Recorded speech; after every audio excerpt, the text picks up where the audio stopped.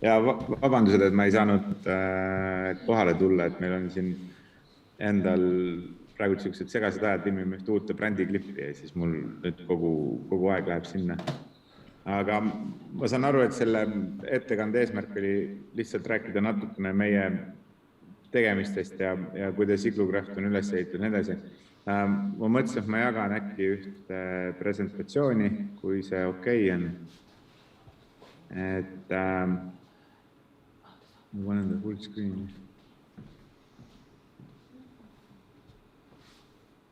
Nii, on näha ilusti ekraani pealt? Jaa. Okei, väga hästi. Et ühesõnaga jah, meil on tehtud siuke ettevõttes siuke üldine presentatsioon, et võib-olla selle najal kõige lihtsam meie tegemised üle käia, kui kellelgi on mingi küsimus, siis ma vastan hea meelega vahele, kui küsib. Et me tegelikult oleme alles väga väike ja noor ettevõte, asutatud 2014 ja oleme siis proovinud niimoodi kuidagi toimetada ja alustasime siis just nende käsitöösaunadega, mis on laastub üle löödud kumera kujuga, et võib-olla on siin seal silma jäänud. Me täna tegelikult nagu struktuuri mõttes jaguneme kolmeks, et meil on Creative Woodworks OÜ, mis tegeleb tootmisega, Iglocraft OÜ, mis tegeleb siis müügi ja turunduse poolega ja lisaks siis on Iglupark OÜ, mille alt me täna oleme sellise esimese rendikoha teinud, mis asub Tallinnas Noblessneri linnakus. Ja neid on plaan võib-olla juurde teha, et vaatame, kuidas me ajaliselt jõuame. Ma saan sellest ka rääkida siis paar sõna. Siin on nüüd küll eelmise aasta numbrid, aga ma tõin mõned numbrid välja, et me tegelikult eelmine aasta tegime kuskil 6,7 miljonit eurot käivet, mis siis jaguneski saunade ja majade vahel laiali. Meil ettevõttes on kõikide nagu grupi ettevõtete peale siis tööl peaaegu 60 inimest ja vaatasin ka seda, et me oleme kuskil kokku müünud, ma ei tea, tänaseks nüüd juba natuke rohkem see aastaga juurde võtta, siis ma arvan, et kuskil siuke äkki tegelikult 750 sauna ja umbes 500 maja ja tugevalt üle 100 kõikvõimalikke muid ehitisi, mida me siis oleme tootnud ja teinud. Nii et neid nagu üle maailma on laiali juba päris palju. Aga ma hüppan siit võib-olla mõnest slaidist kiiremini üle, aga et ma tahtsin tegelikult alustada just sellest meie nagu brändiloost, et kui ma alguses ütlesin, et me toodame neid saunasid ja majasid, et siis tegelikult see meie enda jaoks see, mis me müüme, on midagi muud ja tegelikult kogu see Iglu maailm ja Iglu elu kerreb meie brändi ümber ja meie sõnum, mida me proovime siis oma nagu klientidele viia ja ettevõtte sees kultiveerida, on see sama take time, mis siit ekraani pealt praegu vastu vaatab. Ja mõte siis ongi see, et me tahaksime julgustada inimesi rohkem natukene niimoodi aega maha võtma, natukene mõtlema selle üle, mis elus toimub ja läbi selle sõnumi siis me oleme proovinud pakkuda siis inimestele neid hooneid, on need saunad või majad siis, kus aja mahavõtmine peaks niimoodi kõige mõnusamalt õnnestuma. Ja nende toodete taga siis ongi see, et me oleme proovinud hoida sellise rustikaalse välimuse, aga samas hästi modernse sisu. Ja kogu meie lugu siis proovibki rääkida sellest, et miks nad sellised on, kuidas me neid teeme ja jõuda siis selleni, et läbi nende toodete on inimestel võimalik lihtsamini aega maha võtta. Ma jõuan pärast ringiga veel selle turunduse juurde tagasi ka, hüppan siit kiiruga üle. Aga võib-olla natuke toodetest, et kui Eestis tuntakse meid peaasjalikult saunamüüjana, siis tegelikult me ise peame ennast väikemajatootjaks, et meil täna põhilise käibe moodustavad sellised majad, mida me siis toodame, need on võtmed kätte lahendusena tehtud erineva suurusega, aga et sees on siis neil, ma ei tea, kas magamistuba näiteks, siit panen järgmised slaidid, kööginurk, vannituba ja nii edasi ja siis täna me saame neid teha erineva suurusega, me selle sellise kuju või vormi jätame samaks, aga siin on näiteks näha selle pildi pealt, et me saame neid ka moodulitest omavahel kokku panna suuri aknaid, väikseid aknaid ja nii edasi. Ja hetkel meil on üks sihuke kahekordne iglumaja tootmises, et prototüübime seda. Siin on veel mõned näited projektidest majadest, mis me tootnud oleme erinevatesse kohtadesse üle maailma. Siin on üks sisevaade, see on üks Taanis on üks selline loomapark või safaripark, kus saab ööbida ja siis kaelkirjakud saavad sealt maja aknast sisse vaadata hommikul kohviga. Siin on veel üks magamistoa pilt, kööginurk. Ja siis meie see põhitoode võib-olla, mille järgi meid kõige rohkem tuntakse, ongi iglusaunad. Et me kunagi alustasime nendega, esimene saun oli sihuke väike ühene saun ja sealt siis see toode hakkas arenema, et kuskilt maalt küsiti, et tahaks mingit ruumi juurde, kus saab riided vahetada, siis tuli 2 iglusaun, siis küsiti, et tahaks kuskil pesta, siis tuli see 3 iglusaun, mis siin pildi peal on, et seal on siis selline pesuruum vahel. Ja samamoodi saunade puhul, et me oleme proovinud hoida hästi rustikaalset välimust väljaspoolt, aga sisemiselt siis proovime kogu aeg mõelda sellise kliendi mugavuse ja disaini ja kvaliteedi peale, et edasi liikuda. Siin on pildil üks 2 saun ja siis ühene, et see võib-olla on nagu vormiliselt kõige tuntum, et sellest meil kogu see iglumaailm sai alguse. Ja siin on veel üks sisevaade. Jah, lisatootena siis me saame saunade juurde ka pakkuda kümblustünne, et seal laias laastus me ostame siis selle sisu ja ahju ja saame selle välisvormilt siis ta selle laastuga samamoodi üle lüüa. Ja kui siin nüüd paar aastat tagasi see suur koroonapandeemia algas, siis ja inimesed kodudesse jäid, siis meil tekkis idee lansseerida veel eraldi toode, mis on siis nii-öelda kodukontor. Ja me algul tegime esimesed niimoodi, et me tegelikult toodet valmis ei teinudki, me joonistasime 3D pildid, panime need internetti üles, mõtlesime, et kui sealt huvi tekib ja mõned müügid, et siis küll me neid tootega jõuame ja müüa. Ja siis üllatuslikult hakatigi neid tellima, et täna me oleme ka neid teinud nagu erineva suurusega ja erinevas vormis, et näiteks üks koht, kus neid testida saab või rentida on siin samas Noblessneris Tallinnas, et siin on üks sisevaade, et on selline lahendus, kus on tehtud 5 töökohta, kus saab tulla niimoodi arvutiga istuda.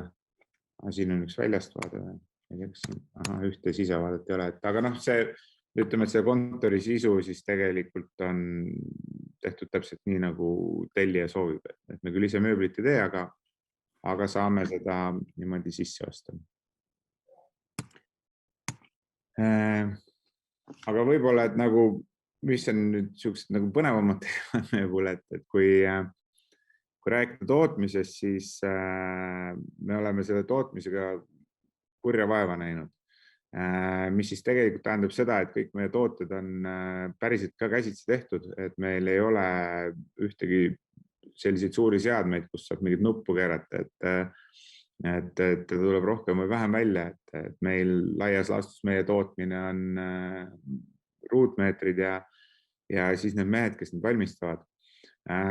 Küll aga me oleme enda tootmise mudeldanud ära täpselt samamoodi, nagu autosid toodetakse, ehk et meil on siis ehitatud tootmisliin, kus siis näiteks majade puhul esimeses töökeskuses ehitatakse valmis põrand, natukene karkassi, siis see toode liigub järgmisesse töökeskusesse, kus siis pannakse talle külge sisevooder, uksed, aknad, veesõlm ja nii edasi, siis ta liigub järgmisesse, kus pannakse välislaast ja siis ta liigub viimasesse keskusesse, kus siis pannakse külge a la köögimööbel, valgustid ja kõik muu selline. Ja selle tootmise loogika siis on selline, et igas töökeskuses on see toode täpselt 16 tundi ehk et piltlikult öelda 2 tööpäeva, siis ta liigub järgmisesse ja niimoodi me suudame iga maja, mis meil tootmisest tuleb, siis valmis ehitada 8 tööpäevaga. ja täna me suudame siis olemasoleva liini pealt igal teisel päeval niimoodi maja nii-öelda siis tootmisest välja saata.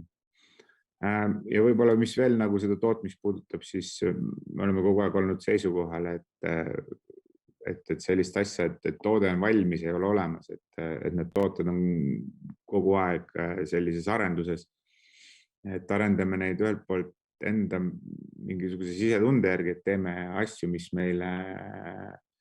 meile endale meeldivad, teiselt poolt võtame siis hästi palju tagasisidet turu pealt, kuulame, mis meie klientidele meeldib. Ja kolmandaks siis proovime kaasas käia uute materjalide, uute trendide, kõige sellega, siis niimoodi kõike seda oma toodetesse sisse pookida, nii et see on selline lõppematu jada, et ei ole ei õiget ega valet, aga et on nagu selline pidev protsess.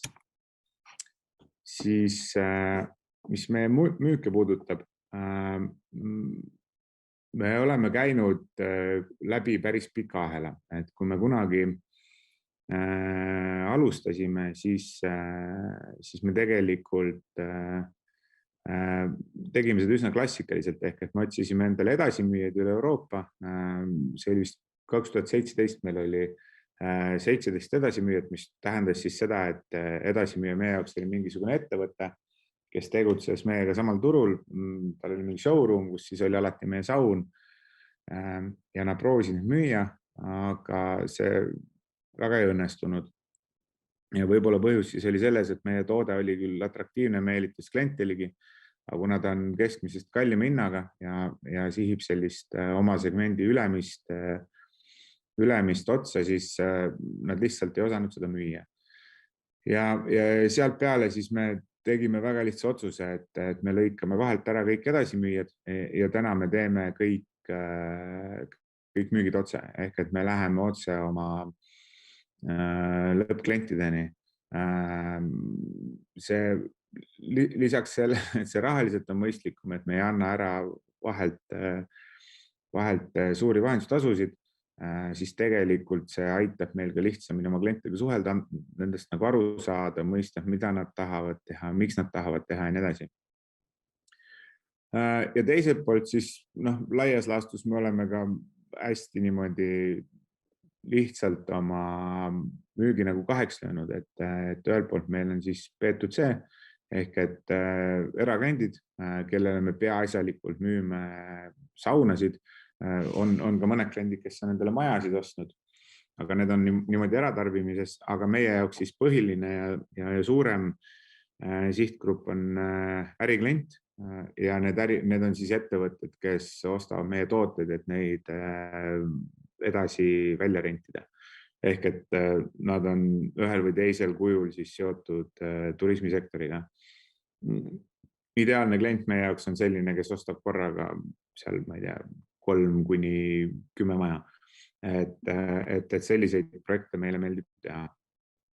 Ja samamoodi, et nende klientide puhul siis võib-olla see meie müügiargument, mida me neile nagu pakume läbi oma toodete on see, et kuna meie majad on kõik, mitte ainult majad, kõik teised tooted ka on sellise eristava kujuga, siis üldiselt selles valdkonnas nad saavad tänu sellele eristuvale kujule küsida siis ühe öö eest 25 kuni 30% rohkem raha kui teised kohad.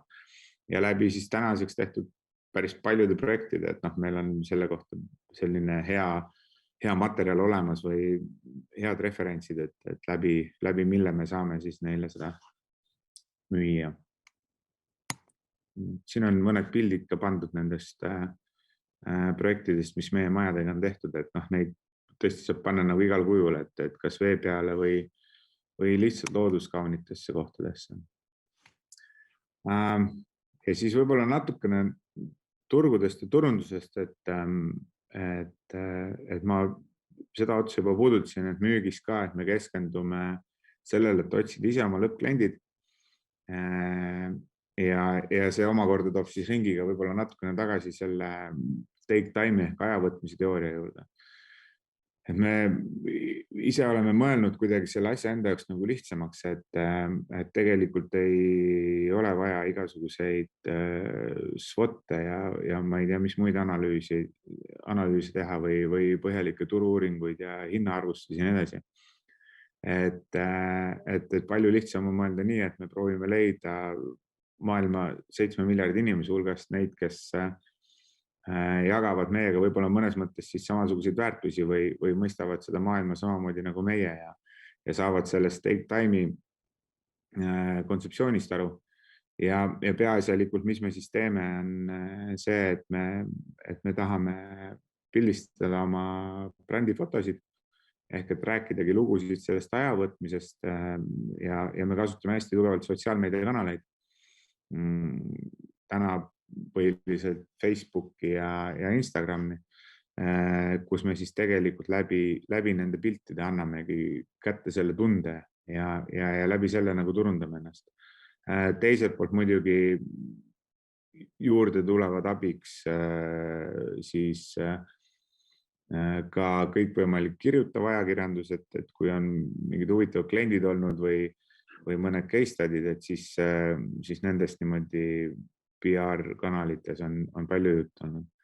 Ja kuna tegelikult nagu see turundus või ütleme see meie nägemus turundusest, see take time, et on riikide ülene, et siis tõsi, meie põhiturg on Euroopa, aga müünud oleme oma tooteid kõikjal üle maailma, et Austraaliasse, Jaapanisse, Ameerika Ühendriikides ja nii edasi. Et võib-olla see unikaalsus selle juures ongi see, et seda brändi inimesed tunnetavad ja mõistavad ühtemoodi. Aga selle turunduse brändiga on samamoodi, et ka see on pidevas arengus, et me siin hetkel just tegeleme sellega, et lansseerida see Iglu bränd uuesti ja võib-olla veel rohkem neid take time'i lugusid hakata rääkima ja panna inimesi mõtlema selle üle, mis meie ümber toimub. Ja siis ma panin siia juurde paari sõnaga selle Iglu pargi kohta ka, et tegelikult selle Iglu pargi kontseptsioon ongi tulnud läbi meie enda klientide, et kui me näeme neid kliente, kes toimetavad samamoodi siis brendiäris, et siis me tegime sellise oma enda esimese koha Tallinnasse Noblessnerisse, kus meil on 10 maja, 5 sauna ja kontorid, baarimajad ja nii edasi. Ja mõte siis ongi lihtsalt selles, et me rendime majasid ja saunasid välja, majasid ööpõhiselt, saunasid tunnipõhiselt. Et lihtsalt ühelt poolt hästi palju ise õppida, et kuidas meie tooted vastu peavad, kuidas inimesed neid kasutavad, teisalt eks ta töötab päris hea showroomina enda tootmise jaoks, et meie enda kliendid käivad seal vaatamas ja ööbimas ja tooteid testimas. Aga kolmandaks plaan on ka seda teenuse pakkumise poolt laiendama hakata. Et ühel päeval võiks neid igluparke palju rohkem olla kui tänase üks Noblessneris. Ja võib-olla meie jaoks oli oluline ka see, et kui muidu meie tooted tunduvad sellised, et nad sobivad hästi loodusesse ja metsa, et siis kesklinnas mõneti on üllatav neid leida, aga tundub, et nad passivad siuksesse kesklinna ka väga hästi ja sobitlevad. Nii et ka see võib-olla on selline teistmoodi ja pilku püüdev lahendus. Aga siin on Iglu pargis ka mõned pildid. Need on üsna vanad pildid, et tänaseks on seal väga palju asju muutunud. Nii, aga ma panen siit selle preseka võib-olla siis praegu kinni. Et see oli nüüd niimoodi üsna kiirkäigul meie poolt räägitud lugu, aga ma mõtlesin, et võib-olla on kellegi mingi küsimusi, et siis ma oskaks mingite nurkade alt võib-olla mingeid asju teisel kujul rääkida või süvendatud või paremini. Nii, ma võtan esineja või kuulajad on mõtlikud, aga üks käsi juba tõusis, palun Merle. Ma ei tea, kas mind on kuulda? On kuulda. Mind huvitaks algus, et meie siin Läänemaal peame hästi oluliseks ikkagi liider tegevusrühma mõttes, kus me neid toetusi jagame ettevõtjatele, et uute töökohtade loomist. Siis, et kas kas teil oli see rohkem hobi, kus see alguse sai või oli teadlik ettevõtte tegemine ja veel taustaks nii palju, et meil on täna palju niisuguseid hobi korras hobilisi ettevõtmisi, aga meil ei ole töökohti, et küsimus, et kas teil oli hobi ja algusest peale ettevõtmine ja kuidas siis näiteks võiks sellest hobist saada ettevõtte, mis pakub töökohti. Nii et 2 küsimust põhimõtteliselt. Üks on teie kohta ja teine on üldfilosoofiline, andke meile näpunäiteid. No alguses et päris alguses mis see salata, et ma tegelikult olin hoopis teises valdkonnas ma näisin. Ja siis see piirkond, kus me teeme, nende maakond seal. Et siis 2 naabrimeest justkui kuntusid punti, et ma ise olen turundusega terve elu tegelenud. Et tule aita kaasa mõelda ja üks esimene iglusaun lihtsalt juhtumisi seisis seal tootmishoone juures. Aga ma arvan, et see mõte pigem hakkas niimoodi kooruma, et ega me ei seadnudki mingeid, ma ei tea, suuri eesmärke või plaane, et pigem oli see, et hakkame kuskilt otsast minema ja vaatame, mis tuleb. Küll aga tagantjärgi mõeldes see esimene siuke, ma ei tea, kuidas ma siis ütlen, nagu turule tulek või see esimene ots oli selline üsna furoori tekitav, et meedia kuidagi korjas selle asja just üles ja inimestele tundus ka meeldivat ja siis pigem tekkis mingi selline tunne, et äkki siin on midagi rohkemat. Ja ma arvan, et kui nüüd etapiti jagada, et siis esimene mõte oligi see, et me proovisime kuidagi Eestis edeneda ja siis võtsime sihiks nagu ikka Soome ja Rootsi või nagu Skandinaavimaad. Ja siis oli see, et kui seal ka õnnestume, et siis vaatame, mis saab edasi. Aga ma pigem ütlesin, et see kuidagi on niimoodi ise järjest kuidagi kasvanud, et üks asi on nagu teiseni viinud. Ja võib-olla see ka, et see sama, nagu ma ütlesin toodete kohta ja turunduse kohta, et see ei saa kunagi nagu seisma jääda, et kui tekib tunne, et nüüd see asi on valmis, siis ta nagu jääbki seisma. Et pidevalt peab mõtlema, kuidas saaks suuremaks ja paremaks. Ma ei tea, kas see vastas nüüd see küsimusele. Kas on veel saalis küsimusi? Palun, jah, ma olen tegelikult erialalt ehitusinsener, ma küsin, et mis laastust te teete ja kas te lööte need laastud ise ja milline see soojustus sellel iglumajal? See laast on kuuselärast, tegelikult laastustame sisse, et neid tehakse Rõuge kandis. Küll vist me tarbime umbes 10 korda rohkem laastu kui terve Eesti turg kokku, et me oleme mõelnud selle peale, et seda ise teha. Aga täna me jäänud selle juurde, et ostame sisse. Soojustusega on niimoodi, et majad on meil soojustatud purvahuga ja saunadel ütleme, mis on need tavastandardsauna mudelid, et me sinna üldse soojustust panegi. Et tal on see väline laastukiht ja sisemine, mis tehniliselt võttes päris ei ole laast, sest laastu tõmmatakse, aga sisemine materjal meil on nagu saetud ja seal 2 vahel on siis fooliumpaber. Ja mõte just saunade puhul on selles, et me oleme taga jäänud sellist hästi head leili, aga hea leil tekib siis, kui lisaks sellele ruum soe on, seal on ka palju hapnikku. Ehk see annab nagu selle õhuringluse sinna ja hoiab siukse niiske ja maheda leili. Veel küsimusi? Ma küsin ise ühe küsimuse, kas te olete ise ka liider toetusi kasutanud või muid toetusi ja julgete soovitada teistele kasutada? Liider, ja meil on liider toetusega kunagi sai ostetud seesama purvahumasin, millest me siin just praegu rääkisime. Ja praegult me oleme otsaga EAS-i arenguprogrammis, mis siis on suunatudki nagu põhimõtteliselt tootearendusele, et seesama 2-kordne iglumaja, mida ma mainisin ennem, on selles programmis sees. Lisaks me tahame muuta majad nutikaks, ehk et nad hakkaksid suhtlema nii kliendi kui siis selle majutuskoha omanikuga ja et saab track ida kõike seda, mis seal toimub, nii edasi, nii et me oleme nagu arenguprogrammis praegu selliste asjadega. Ma küsin ka ühe küsimuse. Nii, üks küsimus veel. Viimane küsimus.